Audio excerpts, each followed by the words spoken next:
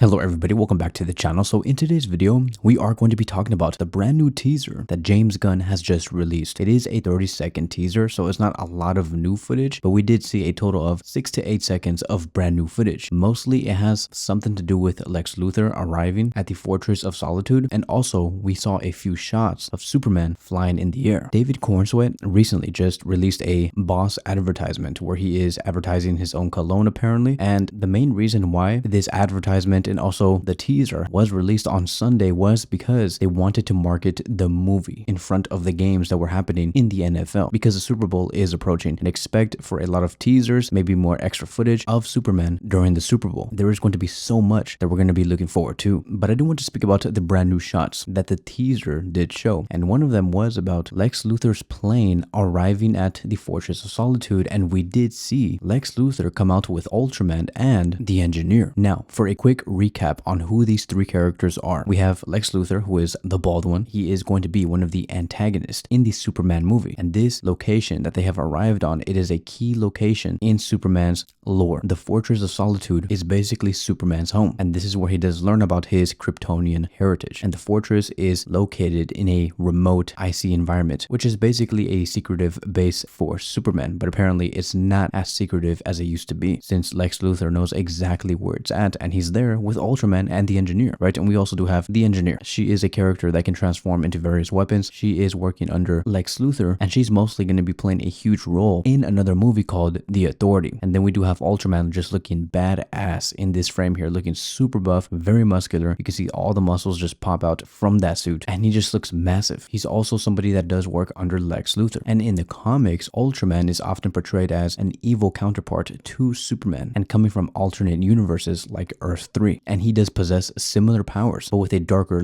twist to his character. He's basically an evil Superman, and we don't know exactly who is going to be playing him in this movie. I honestly would love to see Henry Cavill portray Ultraman as a way to maybe bring back some of the OGs that we saw from the DCEU, and we wanted Henry Cavill to continue to play Superman, but I believe that having him go into this role just for this movie would really be a moment, not just for Zack Snyder and James Gunn's fans, but overall the DCU fans. Now look, based off all the footage that we have gotten so far since James Gunn did release the teaser trailer back in December, we can basically point out exactly what could go on in this movie. Lex Luthor did seem like he was frustrated and just annoyed by Superman, that he just wanted to cry. That is why we did see him in that building looking at Superman fly across that building, and he turned around and he's like, oh my god, I really hate this dude. He hates the fact that he gets all this admiration and the fact that he was able to save the city from kaiju.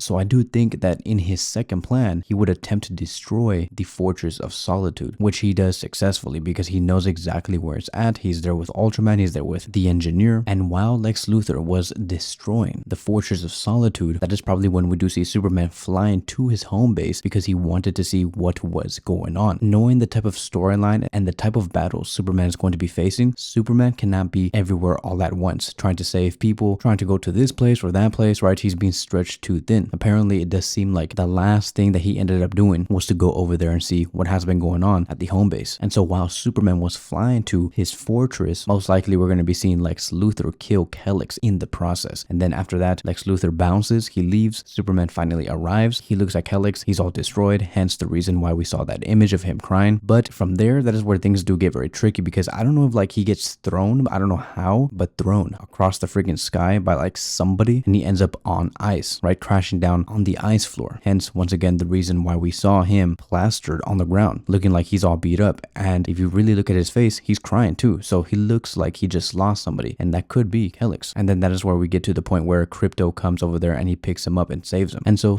far, it does seem like this story is going to be very heavy, because you can already see the type of struggles Superman is going to be going through. He knows that there are certain problems going on at the same time, but the question is, can he be there for all those problems? And apparently he does struggle with that. He cannot meet all of the expectations, and that leads towards more adversity adversity, more hurts, more troubles, and complications down the line. But now I do want to move on towards the other shots, which is going to be the final 2 to 3 seconds. We can see brand new shots of Superman flying in the air, but from the front, we finally get to see his face. And I know, right? I know that there has been so much backlash on these shots. Many have said that 2 things are going on here. Point number 1, that his eyes just look so out of place, like he's looking to the left and right at the same time. Apparently, they're saying that David Corenswet has a lazy eye. And then point number 2 is it just looks like his face is photoshopped in just one big picture. I do think that if you take a screenshot of the last 2 or 3 seconds, like yes, it does look like in a way that a lot of this could be CGI. But if you really do look at a HD video of these frames and you just let it play, it actually does end up looking much better. But I can understand why some people might look at this and say this looks very cheap. But I do not believe that is what's going on in this scene. I really don't think that none of this is CGI and this is actually David Corenswet's face. And it does look a little weird, mainly because just of the way that they have recorded this scene. I mean, like, look, he's hanging in the air on set and they are blowing a wind machine on him that makes his hair like move everywhere. And the backdrop, right, like the ice and all that, that is all VFX. But this whole scene is a combination of a shot composition and focal length, because this is what Gunn likes to do, right? He likes to shoot these wide angle close-ups which can slightly like distort someone's appearance and make them look just a little silly. And that is what I believe is going on in this scene. What we are seeing is David Corenswet looking past the camera, so his eyes are focused a little strangely. This happens everywhere. So like if you want to record yourself exactly like this, you're probably going to end up looking a little weird like this. Like literally just get out your phone, stare directly into the front facing camera, then look at something behind your phone, which is what David is doing here in this scene. And then once you're done, look back at that video and your eyes are going to be doing the exact same thing. Your eyes are going to be looking a little weird, right? They're going to be looking to the right, looking to the left, as if like you have a lazy eye. But once again, I do think that it's going to look much better when we get a full IMAX HD version of this scene. And you can definitely tell that James Gunn has taken inspiration from Top Gun Maverick. Like within the way that this guy is flying in the air, it just looks really majestic. It looks very real, like if you're just there with him. It's like the scene that he did with Adam Warlock in Guardians of the Galaxy 3, but this one is just a whole other step above. Moving on towards the Lanterns series, the production is going to be starting on Tuesday, and one of the people that will be in this film, which is going to be Poorna Jagannathan, did say that it's the best script that she has ever read. We also do have Ulrich Thomsen, who has been casted as Sinestro for the Lanterns, which is crazy to me because like if we look at the ages of some of these characters, you're going to be understanding exactly where all of this is going to go. Like the age is very important. We'll talk about that in just a few minutes. But yeah, we do have Kyle Chandler as Hal Jordan, who is 59 years old, Aaron Pierre, who is going to be playing John Stewart, who's 30 years old, not a bad age. We have Nathan Fillion as Guy Gardner, who is 53 years old, and then we have Ulrich Thomsen, who has just been casted as Sinestro, who is 61 years old. These are going to be our Lanterns for the HBO series. Once again, we'll be talking about why the age is so important in just a few minutes. But going back to Ulrich Thomsen, if you guys want to know exactly like what type of actor he is and what's his range, go look at the show that is called Banshee. We can also see Anthony Starr in that show, where he also does play Homelander in a different series. Ulrich does not have a lot of like roles in Hollywood, but in Banshee, he was a great villain. And we also do have the official description of the character, which states, ruthless yet undeniably charming. Sinestro is a former Green Lantern who turned rogue. Sinestro's manipulative nature drives his enduring obsession with his former Manti, Hal Jordan. So Sinestro is one of the most iconic and notorious characters of the Green Lantern Corps, and that is because he has deep connections with Hal Jordan, who was once again a respected Lantern himself, but Sinestro eventually went insane. As for the Lantern series synopsis, the series follows new recruit John Stewart and Lantern legend Hal Jordan, two intergalactic cops drawn into a dark Earth-based mystery as they investigate a murder in the American heartland. So we should expect to see a very grounded story. James Gunn even confirmed on Twitter, or I believe it was on Threads, and he stated it's a very grounded and real series, which is strange to say for a Green Lantern show, but it's going to be something nobody's ever seen before. So having Sinestro in the Green Lantern series is a huge deal, because if we understand the relationship between Hal Jordan and Sinestro, it's a very complex and dynamic type of relationship, because it does contain mentorship, it does contain rivalry, and the story just gets very deep because Sinestro was a mentor to Hal Jordan, who became a Green Lantern, and Sinestro was also assigned to train him, and he's also highly respected. Sinestro was considered as one of the greatest Green Lanterns and a model to what a Green Lantern should be, and that is the reason why Hal Jordan respected him so much. But then eventually in the story, Hal discovered that Sinestro ruled his homeworld, Korugar, as a dictator, using using fear rather than willpower to maintain order. And that is where Sinestro's downfall began, and Hal reported Sinestro's actions to the Green Lantern Corps. As a result, Sinestro was stripped off his ring and banished to the antimatter universe of Quard. Later down the line, Sinestro came to view Hal as the reason for his disgrace and eventual descent into the villain road. So then that is how Sinestro became the villain that we all know today. He ended up getting the yellow power ring and established the Sinestro Corps, which uses fear instead of willpower to enforce control. And so here's the thing, right? Knowing this story and knowing how old Sinestro and Hal Jordan are going to be, because they're not in their 40s, they're not in their 50s, they're all in their early 60s. It does seem like that in the DCU, and by the time we do see Lanterns from the very beginning, Hal and Sinestro are probably going to have a very huge history with one another. We're not going to be getting an origin story between Hal and Sinestro. This is the reason why Gunn said that his movies and his projects and everything all around is going to be taking place in different time periods. Nothing is going to be in order, which means that we're not going to be very origin specific on multiple projects. And that's also the reason why Superman is not an origin story. We're just going to go straight into it. The world is already going to know about superheroes. And so going into the Lanterns, it's probably the same agenda. We're already going to know that Hal Jordan has been Green Lantern for a very long time, and he does have a history with Sinestro, and Sinestro has been Sinestro for a very long time. We also do have some clues on how this series is going to be telling us the story. It's going to be depending a lot on flashbacks, so we could see a lot of flashbacks coming from Hal Jordan and telling us the story about how everything became corrupted with Sinestro, while we do have the real story taking place at the same time, which is going to be a grounded mystery type of story. So for sure, when we see Hal, it's going to be a version of him that has already been through many story arcs. Maybe even, this is just a guess, but maybe even already going through the Sinestro Corps war. And to be very honest, if we're that deep into Hal Jordan, by the time we get into the Green Lantern series, bro, I really do think that in the end of that series, we're probably going to be looking at Hal becoming Parallax, who is going to be mirroring the failures of his mentor, which is also going to lead to us concluding that Aaron Pierre will be the main Green Lantern for the Justice League. We are going to be having two in the beginning, but it is going to be ending with just one, with Hal Jordan getting corrupt through the Lantern series. Yes, Hal Jordan is going to be the mentor to John Stewart, but I just don't think that Aaron Pierre's John Stewart will become corrupt like him, or like how Sinestro ended up becoming. I can just see this happening from a mile away. It all makes sense because like they're all old, and if they were younger, then this whole theory about what could happen is going to be crossed off. But this is definitely going to be a project that will be setting up a future Green Lantern movie. It could be in 2030, 2031, but for sure far into the future. It would definitely set up Aaron Pierre's John Stewart as the main Green Lantern within the DCU, and that's very exciting to see. So that is it. That is going to be wrapping up today's video. Thank you guys so much for watching, and I will see you guys in the next one.